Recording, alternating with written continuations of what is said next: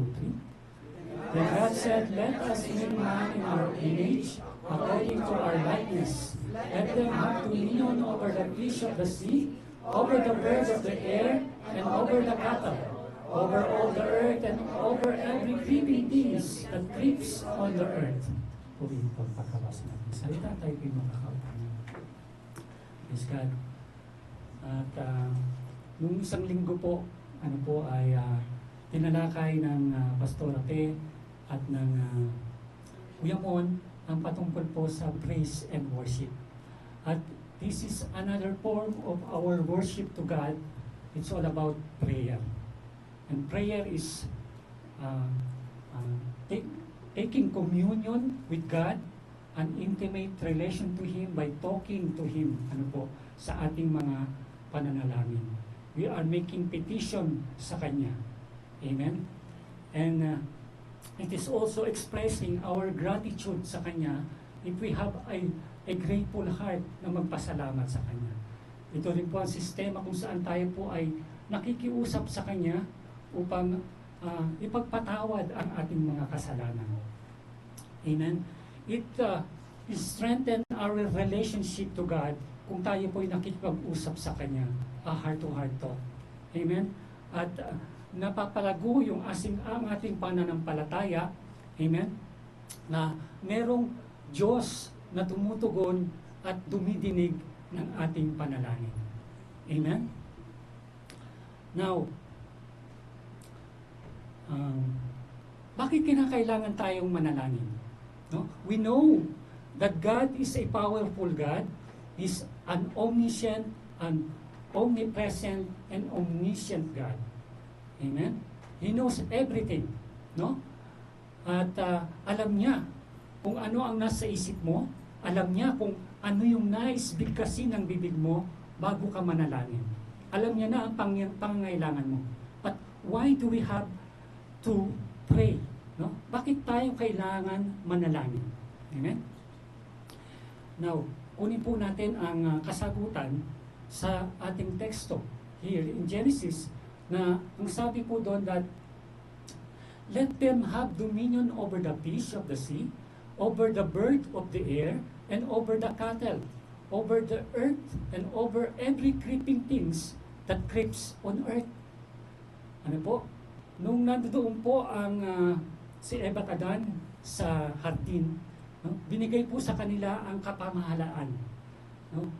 Na to have dominion sa lahat ng lumalakad, lahat ng gumagapang sa lupa, lahat ng lumilipad sa himpapawid, at lahat ng creature doon sa sea.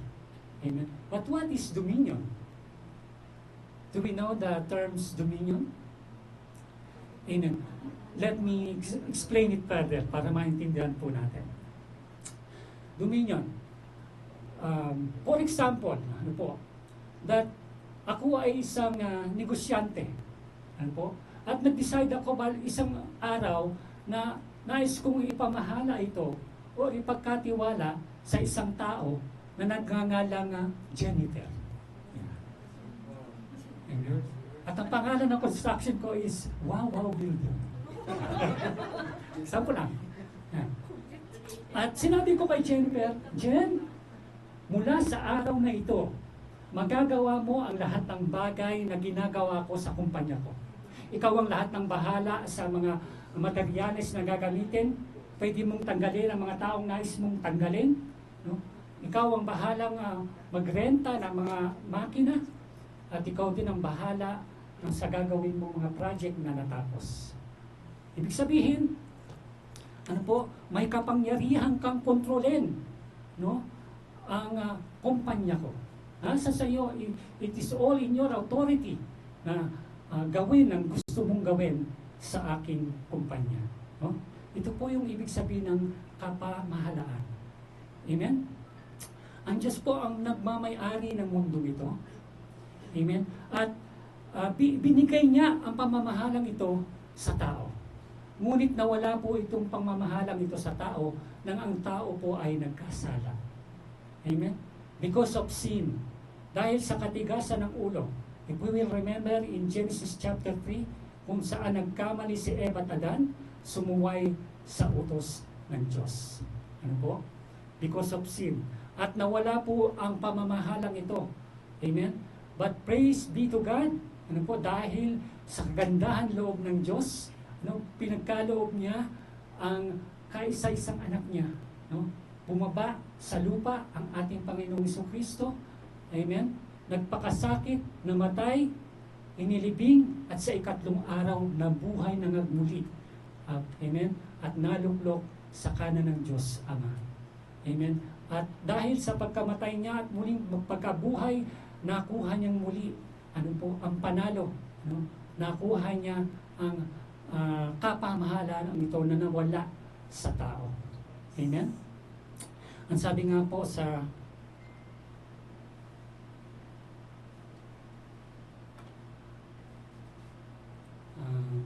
Colossians 2:14-15, sa Revelation 1:18, that I am He who lives and was dead, and behold, I am alive forevermore. Amen. And I have the key of Hades and death.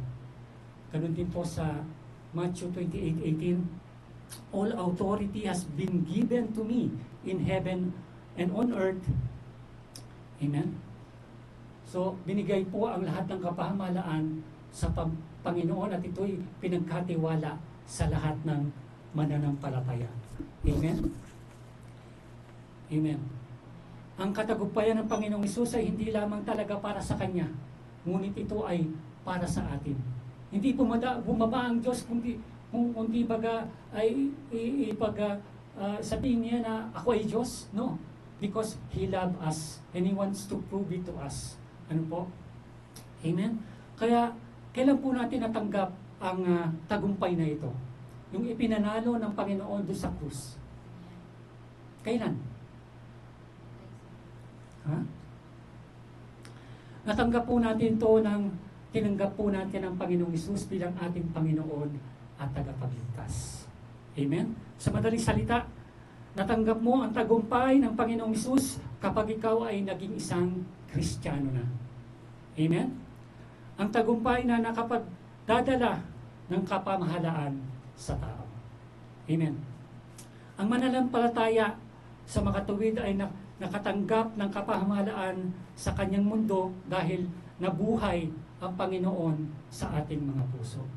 Ayon po sa Efeso chapter 3 verse 17. Ang sabi na si Jesucristo ay nananahan sa inyong mga puso sa pamamagitan ng pananampalataya upang kung kayo'y mag-ugat at magsitibay sa pag-ibig.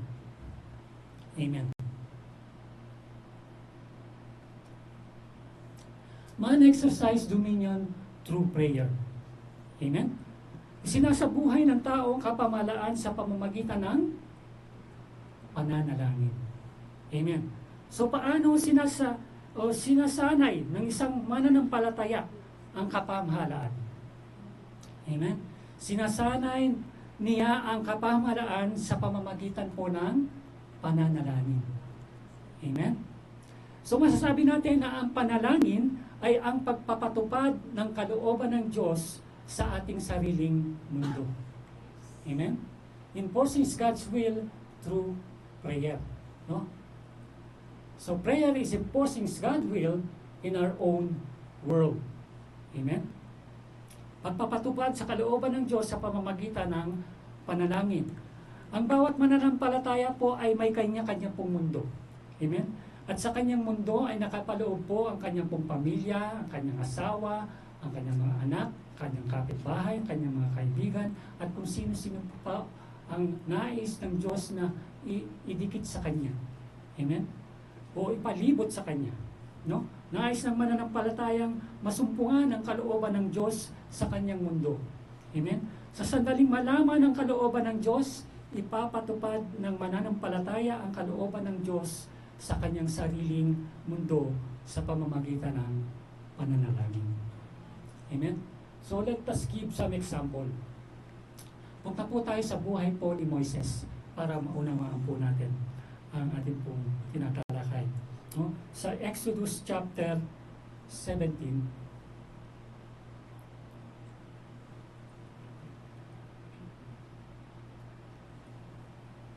Yan, 17, chapter 17, verse 8 to 14. Nababasa niyo ba? Ayan, sige po, tayo para hindi tayo utakin. Praise the Lord. 1, 2, 3. Ang mga Israelita ay nasa Plains, sinalakay nila ng mga Amalekita. Sinabi ni Moses kay Joses, "Humingi ka ng ilang tauhan natin at pamamahan mo sa pakikipaglaban sa mga Amalekita. Hawakan ko naman ang tungkol na ibinigay sa akin ng Diyos, katatayo ako sa ibabaw ng bol." Susunod ni Jose ang utos ni Moses at hinarap niya ang mga Amalekita. Si Moses naman kasama si Aaron at Hur ay nagpunta sa Bul. Kapag nataas ang mga kamay si Moses, nanalo ang mga Israelita. Kapag nakababa ang nananalo ng mga Amalekita. Nangangin si Moses kaya si Aaron at Hur ay kumuha ng isang bato at pinaupo roon si Moses. Habang nilang pataas ang mga kamay nito hanggang sa lumubog ang araw. Dahil hindi natalo si Jose ang Amalekita, sinabi ni Yahweh kay Moses, "Isulat mo ang pangyayari ito upang hindi mo malimutan. Sasabihin mo naman kay Jose, nililipunin ko ang mga Amalekita." Praise be to God. Hallelujah.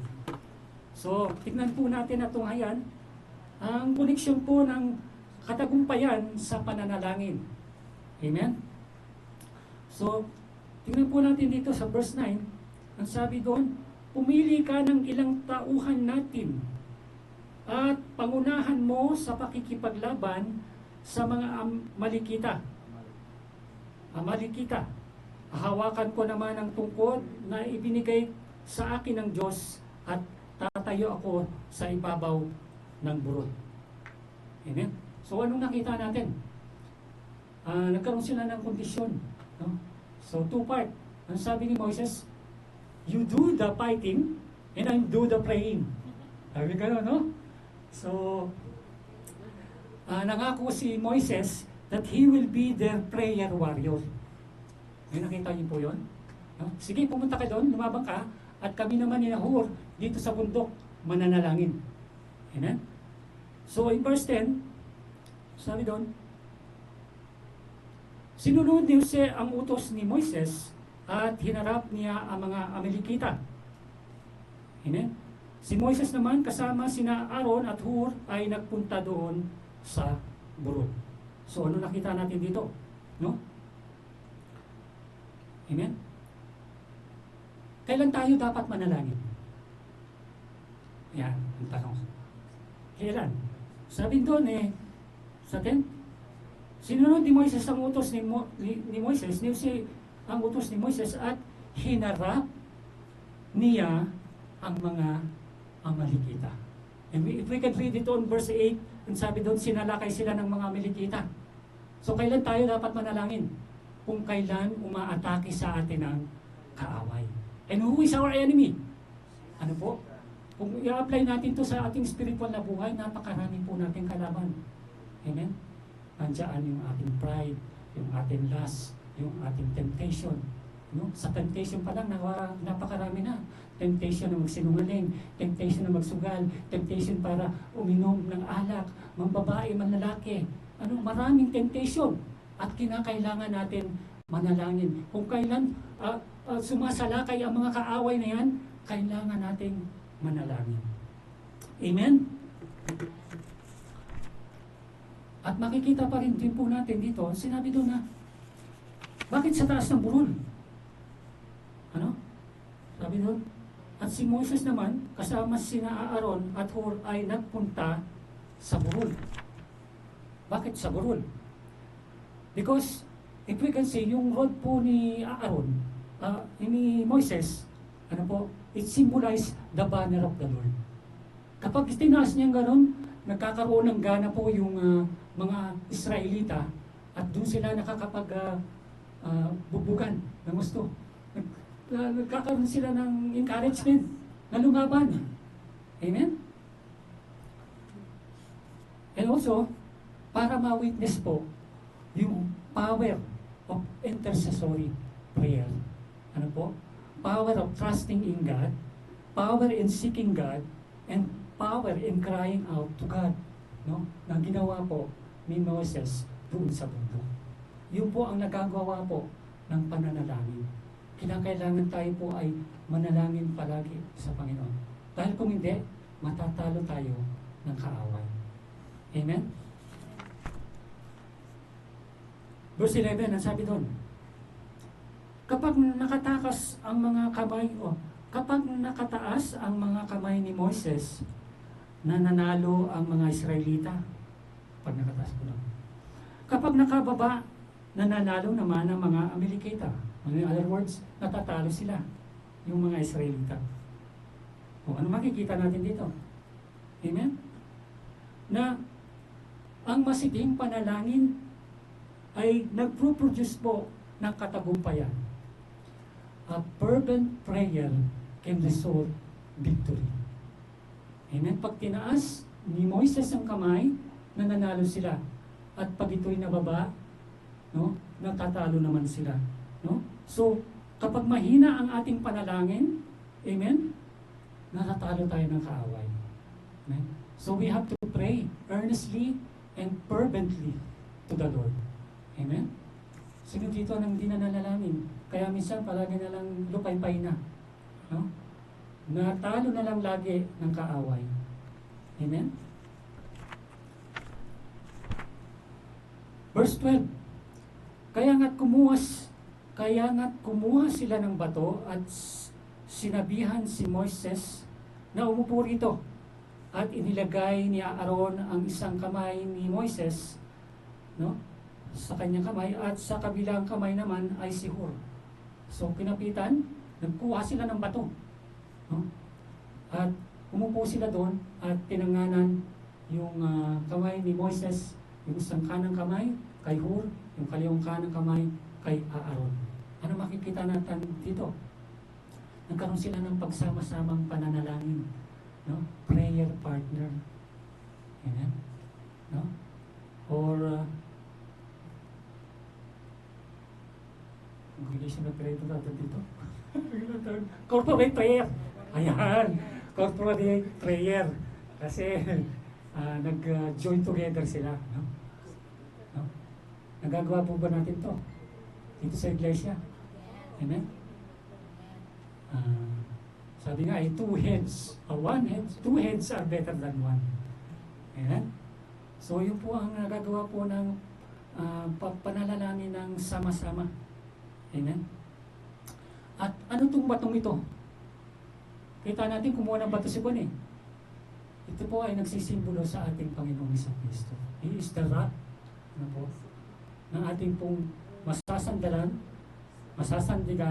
no, sa oras na tayo po ay nanglulupay-pay. No? Sa Kanya tayo uupo, no? At mananalangin. Amen. Sa 13, ano nangyari? Ano po ang naging resulta ng panalangin? Makikita po natin sa verse 13. Anong sabi doon? At dahil dito, natalo ni Jose ang mga Amalekita. No? So there is victory. Katagumpayan ang resulta po ng pananalangin. Amen? And in verse 14, sabi doon, sinabi ni Yahweh kay Moises, isulat mo ang mga pangyayaring ito upang hindi ninyo malimutan at sabihin mo naman kay Jose, nalilipunin ko ang mga Amalekita. Amen? And up to this date, no, inaaway pa rin ang mga Amalekita. No? In today's generation, sino ba sila? Alam mo ba? Palestine yata ito eh. No? Yun ang sumpa ng Panginoon sa mga Amalekita. No? Kung makikita po natin, kayang-kaya ng Panginoon na bigyan po ng leksyon ng mga Amalekitan to. By His own lang. Sa kapangyarihan lang ng ating Panginoon. Bigyan sila ng mga salot. Ano? Wala na itong mga Amalekita to eh. No? But, ginamit niya, no, si Moises. No? Ginamit niya si Moises. Bakit niya ginamit si Moises? Amen? Bakit niya pinagawa ang trabaho ito?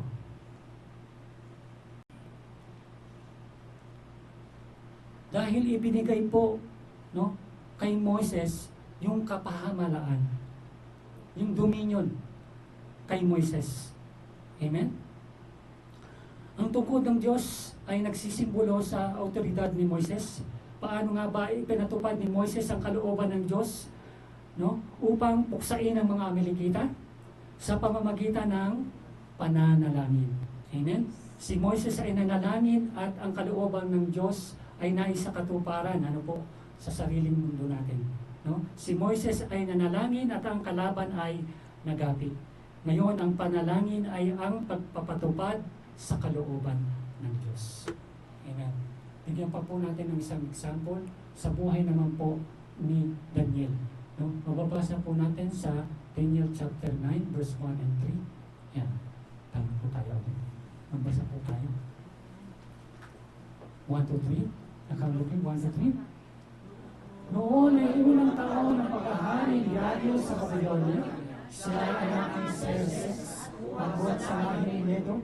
Ako si Daniel ay nagbabasa ng mga aklatong pagkalaki ng kahulugan ng 70 taong pagwawasak ng Jerusalem. Ayon sa sinabi ni Yahweh kay Propeta Jeremias.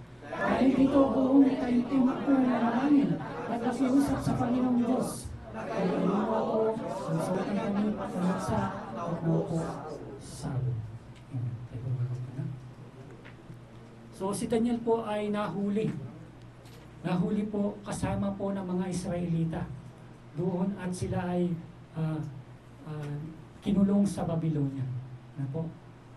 Kasama siya doon at ang mga iba pang mga Israelita. No? Lumaki na po si Daniel doon sa Babylonia. Amen? At isang araw habang binabasa po ni Daniel yung aklat ni Jeremiah, natuklasan niya ang pagkakabihag ng mga Israelita ay magwawakas pagkatapos ng 70 taon. Amen? Makakalaya na sila. Amen? At ang mga tao ay ibabalik muli ng Diyos sa Jerusalem. Amen? Mababasa natin to sa Jeremiah 29 verses 4 and 10. Sa oras ng mabasa ni Daniel ang aklat ng Jeremias, ang 70 taon na pagkakabihag ay malapit ng makumpleto. No? Ano ang ginawa ni Daniel? Nanalangin siya. Hindi niya na hinintay matapos itong 70 taon. Amen? Because alam ni Daniel, ang kalooban ng Diyos ay maligtas ang lahat ng tao. So hindi niya na hinintay itong 70 taon na matapos na, pagkos hiningi niya ang sa panalangin na sila po ay mapalaya. Ano po? Doon po sa Babylonia. At ito po ang kanyang panalangin na mababasa po natin sa Daniel chapter 9 verses 19. No? Ang sabi dito, dinggin po ninyo kami o Panginoon, patawarin po ninyo kami o Panginoon, kahabagan po ninyo kami o Panginoon, alang-alang sa inyo aking Diyos. Huwag na po kayong mag-atubili, yamang ang inyong lungsod at ang inyong sambahayan ay nakatatag sa ibabaw ng inyong kapangyarihan. Yan. Isang verse lang po yan, 19. At if you will read from 4 to 19, na mahaba po yan, at makikita niyo po doon yung talagang pagpapakumbaba ni Daniel at paghingi ng tawad sa Diyos. Ano po?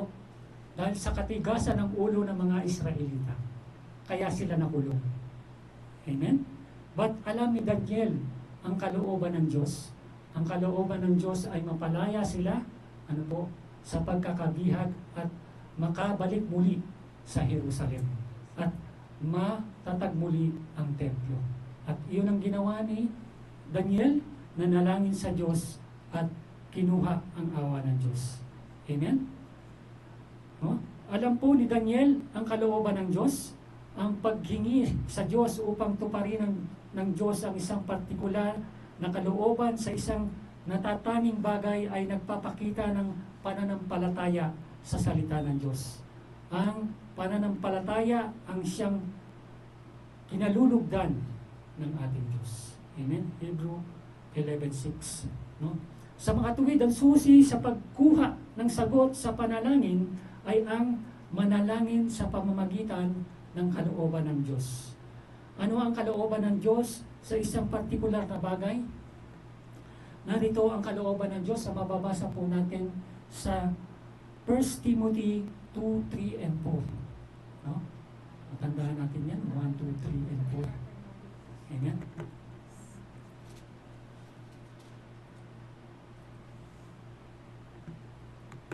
Amen? Enforces God's will according to salvation. No? Sabi nga doon sa 1 Timothy chapter 2 verse 3 and 4, ito ang mabuti at nakalulugod sa Diyos na ating tagapagligtas. Ibig niyang ang lahat ng tao ay maligtas at makaalam ng katotohanan ito. Amen. So sa makatuwid, ang kalooban ng Diyos na lahat ng tao ay maligtas, kaya makapananalangin tayo ng may katapatan sa kahit anong kaligtasan dahil ito ang kalooban ng Diyos sa bawat isa sa atin. Amen? So makakapanalangin po tayo, no?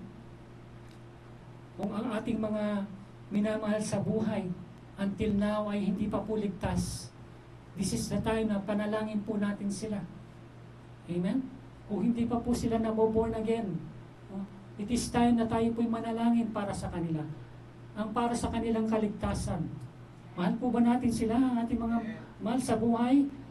Makasama natin sila sa langit? Amen? So ipanalangin po natin sila. Pwede natin silang idalangin, no? Dinadalangin ko na ang aking ama sa loob ng 7 taon na siya ay maligtas. Dinadalangin ko na ang aking ama, na ang aking ina, ang aking mga anak sa loob ng 4 na taon ay maligtas. No? Na sila ay maligtas. It is possible, kapatid. Maski napakatigas ng ulo. No? Maski sinabi siya pa nila na sarado kandado ako, pag-pray pa rin natin. Walang imposible sa Panginoon.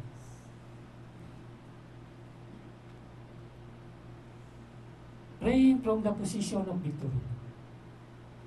Ayan. Ayan po ang Panginoong Hesus. Nang namatay ay nabuhay na muli sa 3 araw at napunta sa luklukan ng Diyos Ama. No? Makita natin ang kaaway ay nasa ilalim. No? Amen? But when we are, amen, ay tumanggap sa Panginoon, ito ang sitwasyon natin. No? Sa Lord. Ang ating posisyon kay Kristo. Ano ang ating posisyon bilang Kristiyano? Ang salita ng Diyos ay nagsasabi sa atin, tayo ay nabuhay muli kasama ni Kristo. No? Tayo ay itinaas muli sa bagong buhay kasama ni Kristo. At tayo ay pinaupo kasama ni Kristo sa langit. Amen? At ang kalaban natin is under our feet. We can break them. Ano po? Amen? Ang mananampalataya ay makatuwid kasama sa pag-upo ng Panginoong Hesus sa posisyon ng katungkulan at tagumpay sa langit. No? One day, if we will be there, we will be joined to Lord Jesus Christ na mag-judge them. No? Maging witness also. Amen? Ang mananampalataya ay nagtagumpay sa pamamagitan ni Kristo. Kaya kung ang mananampalataya ay nananalangin, siya ay nananalangin sa posisyon ng katagumpayan. Amen? Ang kalaban ay nasa baba at tayo ay nasa taas. Ang kalaban ay nagapi at ang mananampalataya ay naipatupad ang katagumpayan kay Kristo. Sa makatuwid, ang mananampalataya ay nananalangin mula sa posisyon ng katagumpayan at naisasagawa ang kalooban ng Diyos. Amen? Prayer from a position of victory.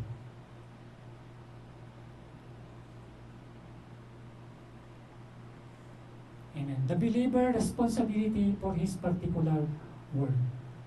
Amen. The believer is responsible for his particular world because the Lord has given him dominion over his world. No, pinagkatiwala sa atin ng Diyos ang sanlibutan ito at meron tayong dominion, no? Kapamahalaan no, sa ating sariling mundo. Amen? The believer exercise this exercise, this God-given dominion by prayer. No? At ito ay sinasagawa natin, no, sa pamamagitan ng pananalangin. Amen? Kapag ang mananampalataya ay nananalangin, ipinapatupad niya ang kalooban ng Diyos sa kanya pong sariling mundo. When the believer pray, he enforces God's will over His world. So, nasa sa atin po ang kapamahalaan kung paano po natin matutupad ang kalooban ng Diyos. At ito ay sa pamamagitan ng pananalangin. Purihin po ng Diyos, tayo po lahat ay tumayo.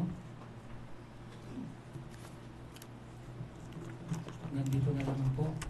And I hope that we get something from the story of Moises and Daniel, ano po, patungkol po sa pananalangin. Tayo po yan.